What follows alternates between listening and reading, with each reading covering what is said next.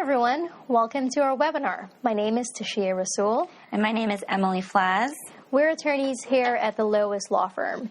As I'm sure you all know, here at the LOIS Law Firm, we represent employers and carriers in workers' compensation claims in New York and New Jersey. Yes. You can find all of the information about our firm on our website, lois-llc.com. As you know, the managing partner is Greg Lois. I'm sure you're all very familiar with him, know who he is. Yes. So, as I'm sure you also know, we conduct monthly webinars in both New York and New Jersey topics. And the New York ones are on Mondays, correct? The third Monday of every month? Yes. And they're presented by attorneys in our office who actually practice in New York. And the links to sign up for the webinar can be found on the website. Also, a schedule of the upcoming webinars and the topics can also be found on the website. And if you enjoy this webinar so much and you want to watch it again, or you want to watch some of the ones that we've done in the past, you can go to the website, and there are links to the archived videos on there as well. So check it out when you have a chance if you want to learn more about us and more about what we do here at the LOIS Law Firm. And we also have some other resources for you. As she was saying, if you go to the link, www.lois-llc.com, you can also find articles that we post monthly. My topic this week and month was the coming and going rule. Tashia also writes on different issues as well in the workers' compensation law. We also have a handbook, which I'm sure all of you all are familiar with. And in Chapter 6, we specifically talk about the coming and going defense. So after this webinar, if you're interested in further educating yourself about this defense, you can go to Chapter 6 and research it, or you can email either myself or Tashia after this webinar as well. Right, and the handbook is authored by Greg Lois, who is the managing partner of the firm, so you can reach out to him at any time with any questions you have, or you can reach out to us as well, and we'll get back to you as soon as possible. All right, so today we're here to talk about the going and coming defense. It's one of the many defenses, right, Emily? Yes.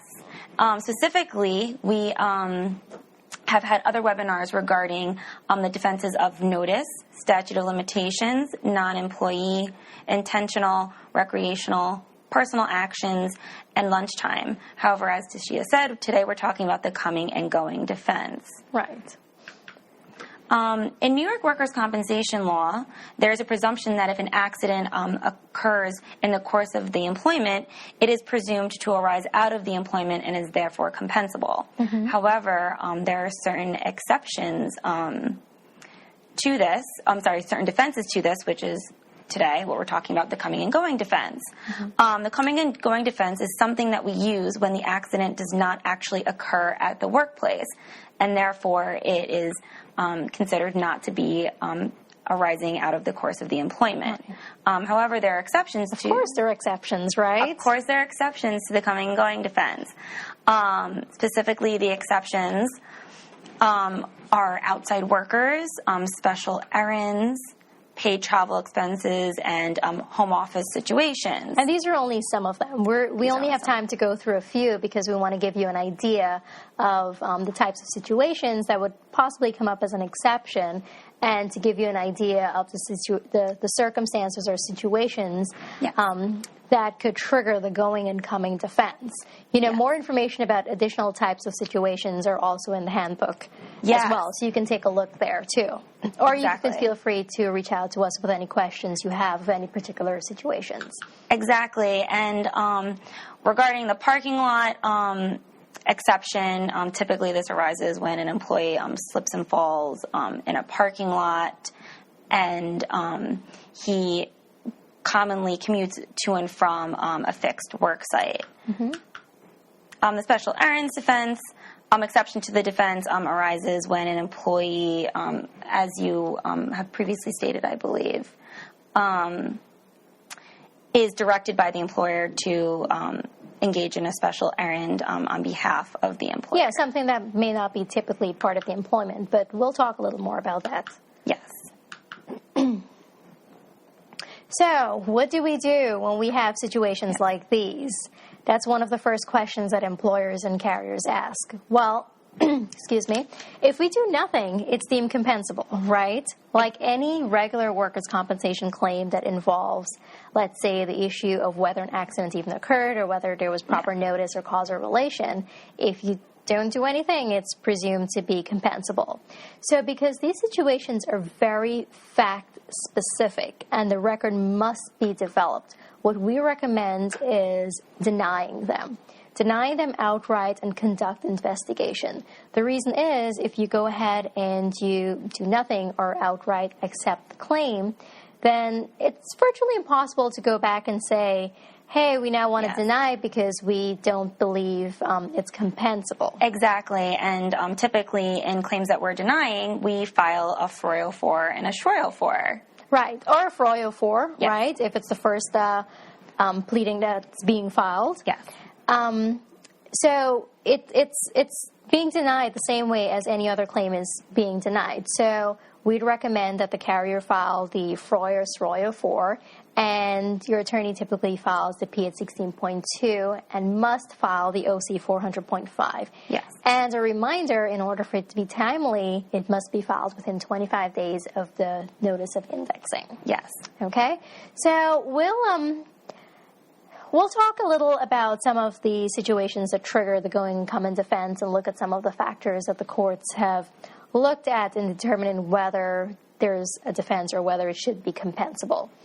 The most popular one is a slip and fall in the parking lot. We have seen so many of these, right? So many. Especially because this can arise in many different situations with all different kinds of employers, because most employees either drive to and from work or carpool to and from work. So, the parking lot situation arises very commonly. Right. And as you previously indicated, if you're just commuting to and from like a fixed location, it's not deemed compensable because commuting time is not a part of the employment, right? But there are several factors that we have to consider. Yes. When we have the parking lot situation, and sometimes it gets a little tricky, but again, developing the record and eliciting all of the specific facts is very important. So some of the factors to consider are whether the parking lot was actually owned by the employer. Yes. If the parking lot was owned and controlled by the employer, then, the defense, it may not be as strong because the claimant would argue that they did have control of it. Whatever hazardous element was in the parking lot was the responsibility of the employer to remove it, so it should be work compensable.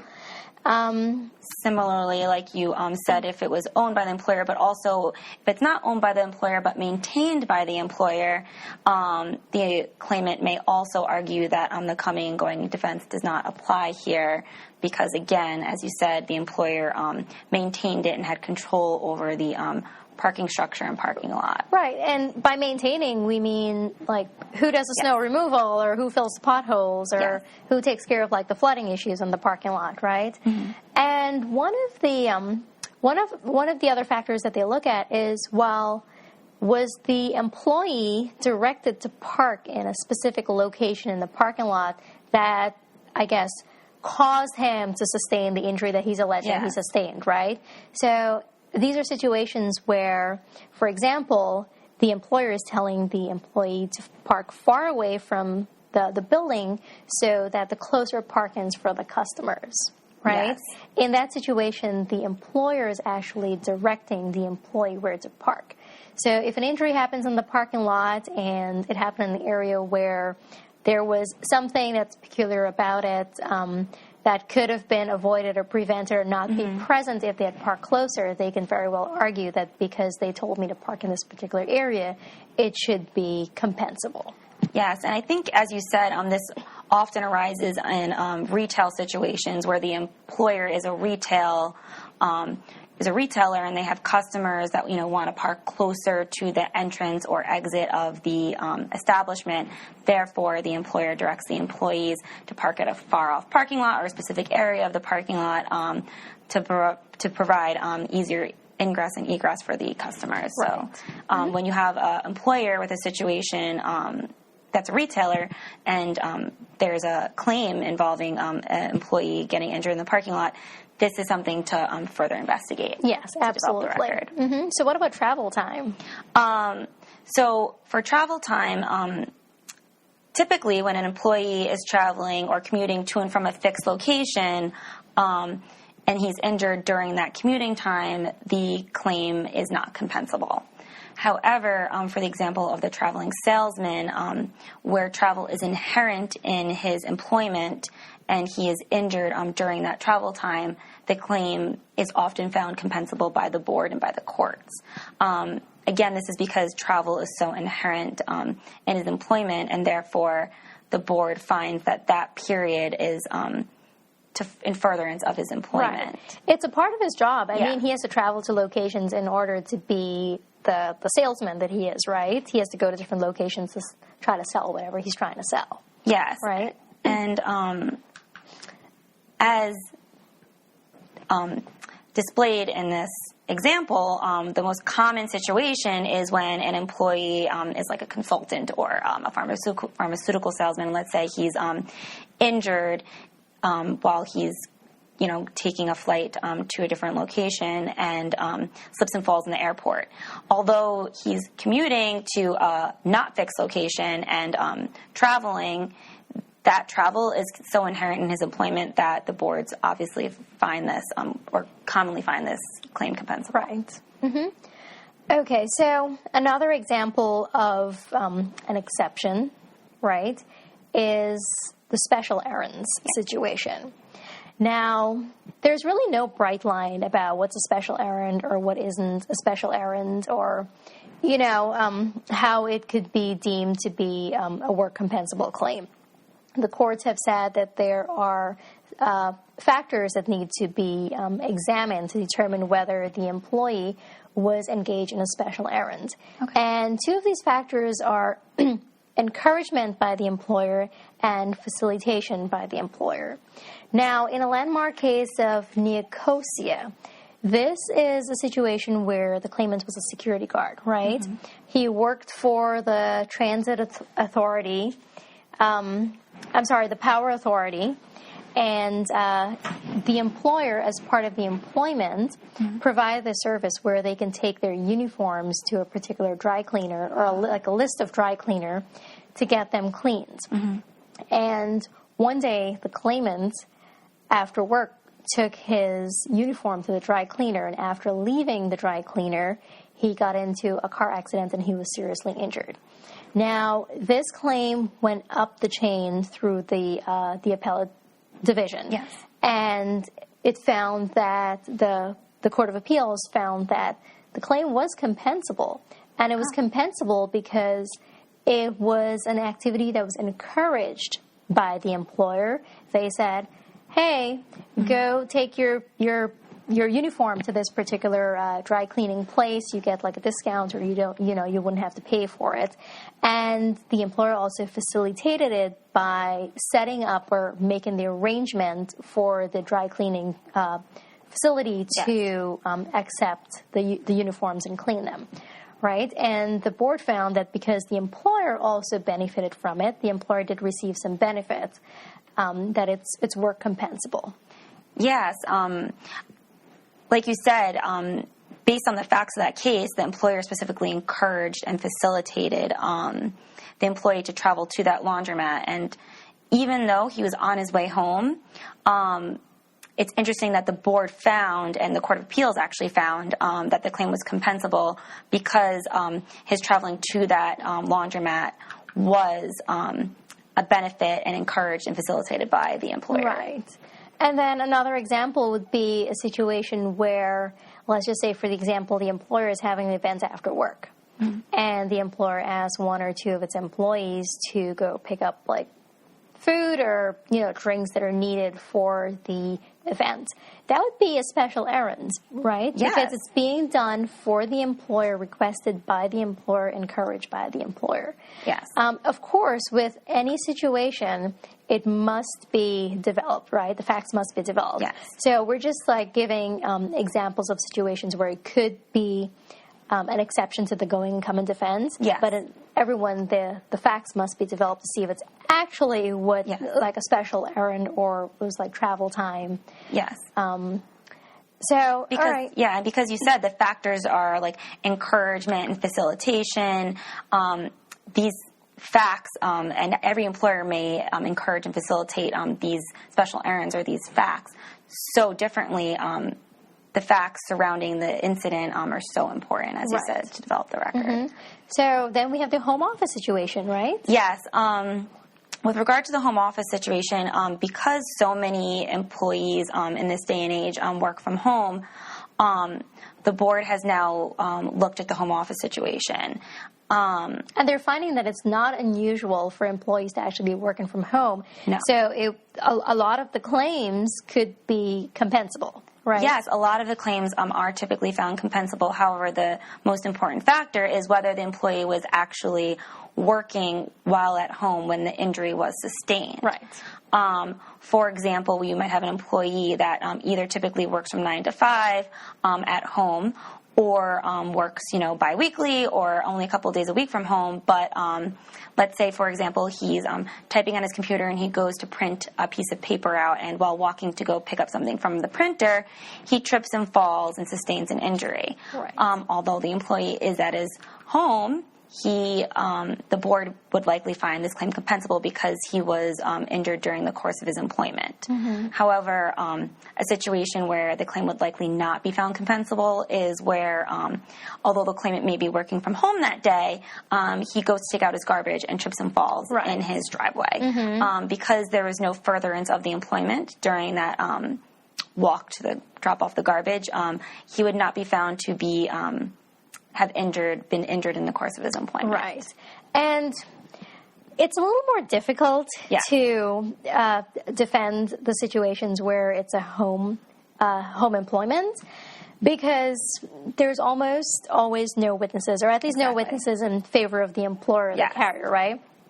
If anything, the claimant's going to have a witness who is a family member or something who would testify in their favor. Of course, yes. However, because it's a situation that could be not compensable, we recommend doing as much investigation as possible, getting as much details as possible about the situation, the circumstances surrounding what was going on. Yes. So that's all we have for you today. That's all the time that we have. Yes. We've only gone through some of the situations, some of the scenarios where there could be exceptions to the going and coming defense. Yeah. There's some more in the handbook that we talked about earlier. And if you have any questions, unfortunately, this is pre-recorded today. We're not streaming live, so we're not able to answer any of your questions live. But if you do have questions, feel free to email us. You can email either me or Emily. Our email addresses are on the screen. They're also in the handout that you should have received for in preparation for the webinar today. Mm-hmm. We will review your questions. We'll get back to you as soon as possible. If you need to get on the phone for us to discuss further, we're more than happy to do that as well. Also, please visit our website to sign up for next month's webinar. The topic is going to be indemnity benefits. It's going to be on July 18th. And I will present that along with my another colleague, Rachel Aronoff. So thank you all for watching today. We hope you learned something and you'll continue to watch our webinars in the future. Thanks. Thank you.